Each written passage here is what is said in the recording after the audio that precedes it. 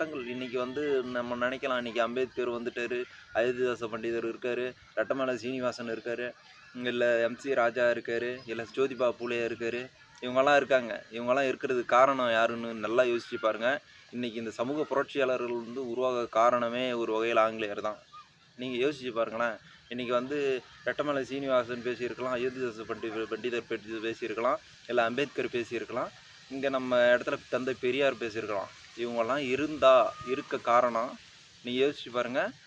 அவங்களெல்லாம் ஆங்கிலேயர்ன்றவங்க ஒருத்தவங்களோட சப்போர்ட்டில் தான் இருந்தாங்க. அதுக்கு முன்னாடி ஆங்கிலேயர் வருவதற்கு முன்னாடி எந்த ஒரு புரட்சியாளராவது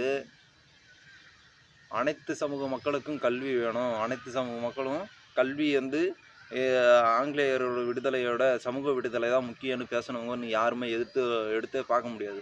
இன்றைக்கி எல்லா சமூக புரட்சியாளரும் உருவாக காரணமே ஆங்கிலேயர் கொடுத்த ஒரு தன்னம்பிக்கை தான். அவங்களோட சப்போர்ட்டில் தான் அம்பேத்கர் இருந்தாலும் சரி, இவங்க நான் சொன்ன சமூக புரட்சியாளர்களும் அவங்களோட சப்போர்ட்டில் தான் இருந்தாங்க. இதுதான் உண்மை. அந்த வகையில் ஆங்கிலேயரை நம்ம வந்து பாராட்டி தான் ஆகணும். இன்றைக்கும் வந்து தென் மாவட்டங்களில் சார் ஜான் பென்குயிக் தெரியும் உங்களுக்கு, பெனிகுயிக்கு.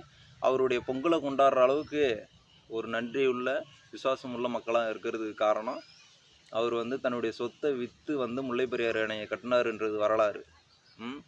அது மட்டுமா செஞ்சுருக்காங்கன்னு இல்லை. இன்றைக்கி வந்து ரயில்வே துறை சார்ந்து, பொதுத்துறை சார்ந்து, சிவில் பணி சார்ந்து எல்லாமே வந்து ஆங்கிலேயர் தான் நமக்கு கட்டமைப்பை வந்து உருவாக்கி கொடுத்தாங்க.